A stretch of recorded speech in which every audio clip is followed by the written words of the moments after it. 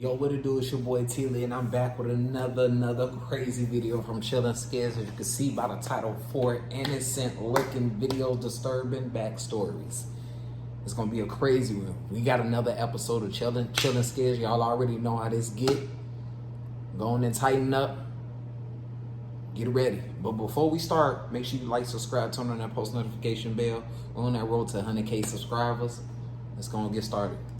December 29, 1986, NBC7 San Diego aired a segment on highway safety offering tips on what to do in case your car breaks down. If your car should become disabled, the rule of thumb is stay inside. There are signs you can get to put on the back window to summon for help. If strangers should offer assistance, tell them to call police or the CHP. To stay in the vehicle, lock all the doors, turn on the emergency flashers, and wait for help to come. Even if you have to wait all night, it's better to be in the safety of your vehicle and spend the night than to try to walk and get assistance. The segment also featured a ride-along interview with California Highway Patrol Officer Craig Pyre, who emphasized the dangers of leaving your car and blindly trusting others. Anything can happen. Being a female, you could be robbed if you're a male. Facts. All the way to where you could be killed. Once you get in that other person's car, you're at their mercy. This broadcast concluded with an interview with the driver who ran out of gas. He had pulled over on the highway and set out on foot to find a nearby gas station. The bottom line, though, is that preventing all this trouble is easy. Be sure your car works, and as simple as it sounds, be sure you've got gas. Because even if you're lucky enough to get some, you still may be taking your life in your own hands. You realize how dangerous it is? Yes, I realize. In fact, I was putting the gas in, and you did learn your lesson. Almost blew me away. Truthfully. However, what seemed like an innocent public service announcement was in reality aired in response to a horrific crime that took place in San Diego just 2 days prior. The victim of this crime was Kara Knott, a 20-year-old honors student at San Diego State University. She spent Christmas Day with her family celebrating the occasion and opening presents. After dinner, she made plans to spend the next couple of days with her boyfriend, Wayne Bautista. Wayne had severe flu at the time, and Kara wanted to nurse him back to health. So she drove to his house and stayed there for the next 2 days. On the 27th of December at around 8 p.m., she called her father, Sam Knott, from her boyfriend's place to let him know that she was on her way home. The drive from Wayne's house should have taken about 30 minutes, but when 2 hours passed with no sign of her, her parents began to worry. At around 10 p.m., Sam suddenly got up from his chair and said to his wife, "I'm gonna go find Kara." With that, he drove to Wayne's house, hoping that Kara would still be there. Unfortunately, Wayne told him that she left soon after she called Sam, and he had no idea where she was. Members of her family and Wayne began looking for her along the route she should have taken back home. However, despite driving around all night, they found nothing that could give them any insight into her whereabouts. Kara had vanished without a trace. That is until 5:15 a.m. when the family decided to drive down the Mercy Road exit ramp off of I-15. And found the body. They found Kara's white Volkswagen Beetle. The driver's side window was halfway down. The keys were still in the ignition, and all of her belongings were still in the car. But there were no signs of Kara herself. The family reported this find to the police, who quickly began searching the area. Not long after this search began, they found Kara's lifeless body 70 feet below a nearby bridge. Later medical examination of her body revealed that she had rope burns around her neck and a mysterious round injury above one of her eyes. After a complete analysis of her injuries, the coroner concluded that she had been strangled before being thrown from the bridge. Other than these injuries, there were no signs of anything being done to Kara. This made it extremely difficult for investigators to pinpoint the killer's motive behind this horrific crime.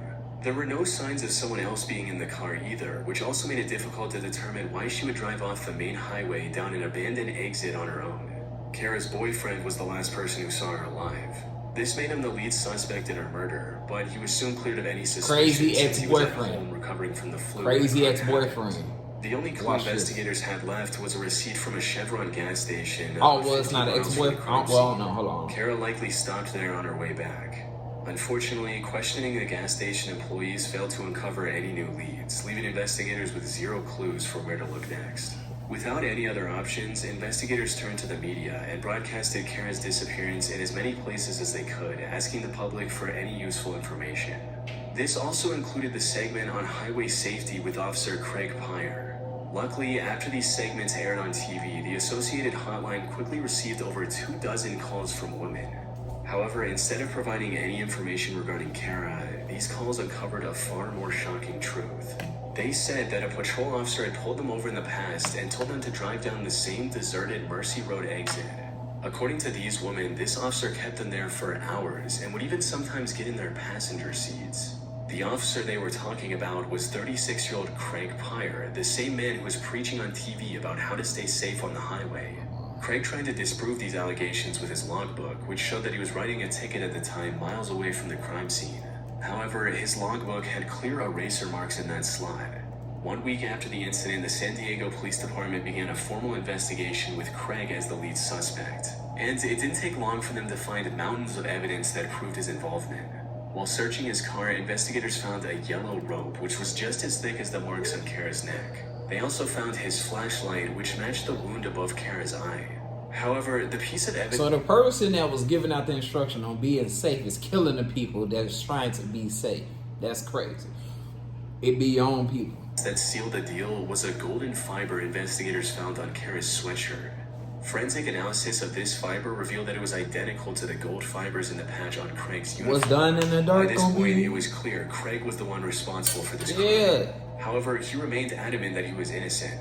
But all the evidence and the testimonies from over 24 women allowed investigators to piece together what might have happened that night. As the story goes, Craig saw Kara driving alone and decided to pull her over down the Mercy Road exit, just like he had done with dozens of women before. However, instead of going along with him, Kara decided to fight back and maybe even threatened to file a complaint against him. That's when he lost control and hit her with the flashlight in his hand. Upon realizing what he had done, Craig now had two choices: let Kara go and risk ruining his career, or make sure she never talks to anyone again. Craig chose the second option. After strangling her with a rope, he put her on his car's hood, drove up the bridge, and threw her off the side. On January 16, 1987, Craig was arrested from his home and later sentenced to 25 years to life in prison. He since applied for parole twice, but was rejected both times and is still behind bars. It's still crazy to think that Kara's case might have gone unsolved if Craig hadn't agreed to do this now haunting video interview. An interview he did where just days before, he had committed the murder of Kara Nod. Imagine being able to build anything just by thinking about it. Meet Base 44, a complete AI creation platform made for anyone. On June 2nd, 2016, a woman named Christina Kellen posted this video of her pet parrot talking like a human.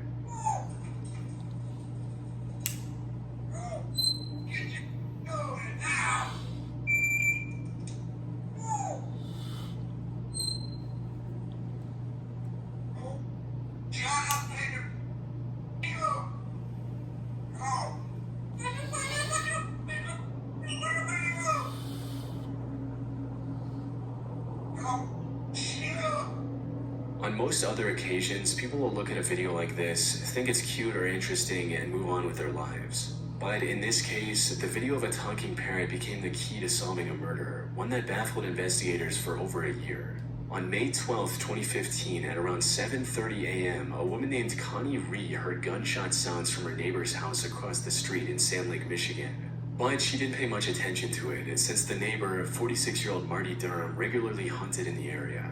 Connie and her husband Keith were close friends with Marty and his wife Glenn, and were familiar with the couple's habits. However, later that day, Keith notified Connie and told her that Marty wasn't answering his phone calls or text messages. So after finishing her work, Connie went out to the Durham house to investigate. The doors were locked and no one answered when she knocked. She assumed the couple wasn't home and went back to her house. But when an entire day passed without any word from Marty or Glenn, Connie became concerned and decided to check on them again. This time, she noticed that one of the doors was unlocked and went inside. At first, she found the living room, which was a complete mess. It looked like the place had just been robbed. However, nothing could have prepared Connie for what she came across next. As she entered the master bedroom, she saw both Marty and Glenn lying on the floor, covered in blood. She immediately ran outside and called for help. A group of firefighters was already nearby and rushed to the scene. After taking note of the situation, the first responders pronounced that both Marty and Glenn were already dead. Both had bullet wounds on their bodies, and judging from the state of the rest of the house, it looked like a robbery gone wrong. But before they could begin investigating who the supposed robber was, something completely unexpected happened. About an hour after the initial report, a police officer who was on the scene and noticed that Glenn looked like she was breathing. He walked up to her to check for a pulse, and that's when she opened her eyes and sat up straight despite having a bullet wound behind her ear. She was taken to the hospital for treatment. Miraculously, her wound wasn't lethal, resulting in her surviving the incident. Marty, however, wasn't as fortunate. He was shot 5 different times and didn't make it. Damn. Back at their house, investigators found a Ruger new model revolver under a couch in the living room. They also found several cartridges and 1 unused bullet for this revolver on the couple's bed. Investigators believed that this was the weapon used to shoot both Marty and Glenn. But they didn't find anything that could help them locate the supposed intruder. What about Without she was any the other one? options, the police began investigating Marty and Glenn in hopes of finding potential leads. That's when they made a chilling discovery. Glenn's phone record showed that on May 11th, 2 days before Marty's body was discovered, she texted her mother saying, "Love you, sorry." Seconds after sending this text, Glenn's phone accessed a web page titled Ruger New Model Single 6 Single Action Revolvers. This was the same gun that was found in their home. After a more thorough search, investigators also found 3 letters written in Glenn's handwriting that were addressed to her children. Similar to the text she sent to her mother, these letters also contained apologies of sorts. When Glenn finally recovered enough to talk in October of 2016, investigators asked about everything they found. Glenn, however, completely denied ever searching anything about a revolver online and said that she had written the letters a long time ago.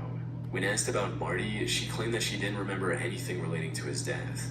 At this point, Glenn was the #1 suspect. However, investigators didn't find any solid evidence they could use to bring her in for a proper questioning or make an arrest. After all, it was still possible that the incident was caused by an intruder, especially since Glenn was shot as well. This left Marty's case at a standstill, and it remained that way until June of 2016, when out of all things, a talking parrot single-handedly solved the case. I ordered 200 hand-forged knives to my dorm room and built a Wix website to sell them. I'm Noah Rosen, founder and owner of Forged to Table Knives. Starting as a dishwasher and working my way up through the culinary industry, I knew a lot of people that would love an affordable hand.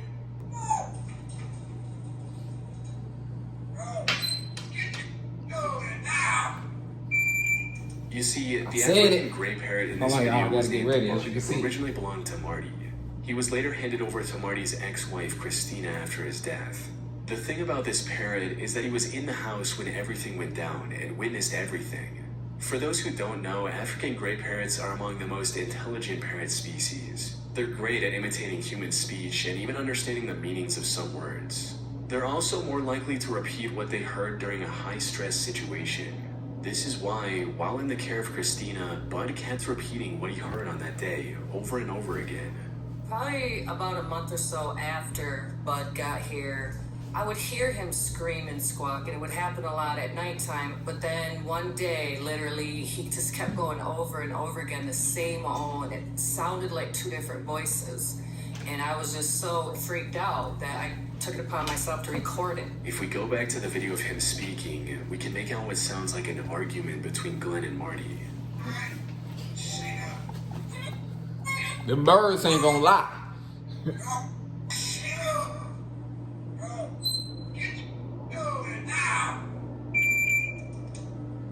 Them birds is not gonna lie.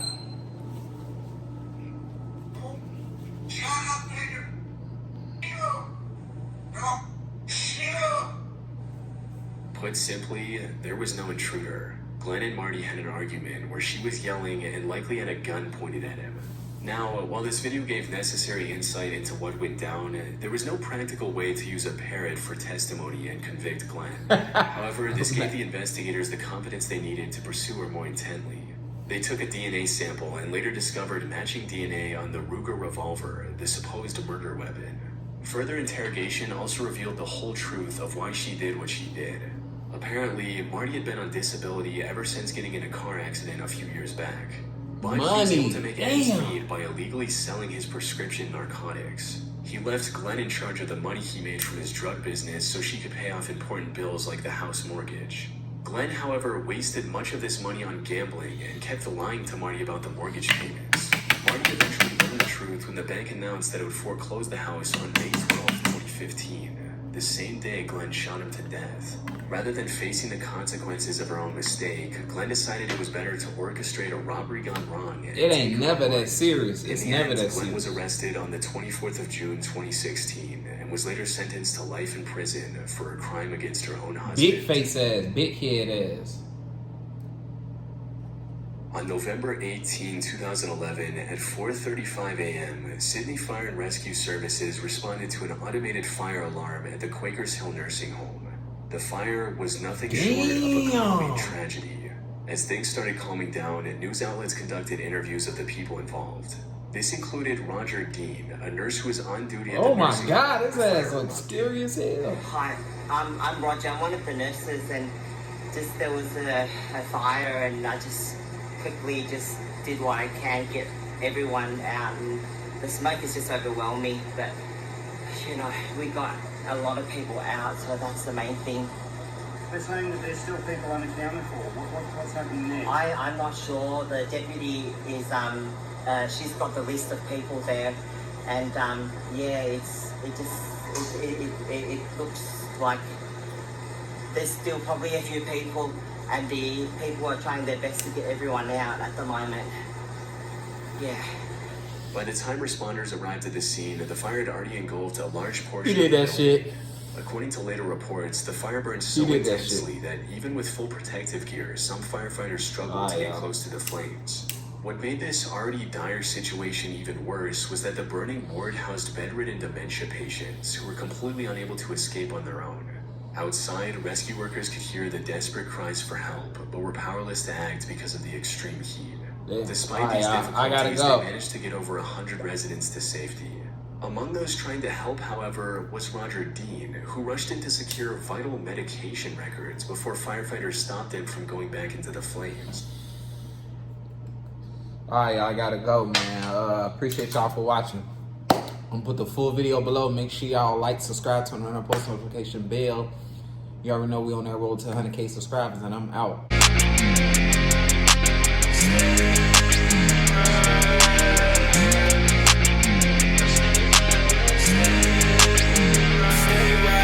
What you gonna do now?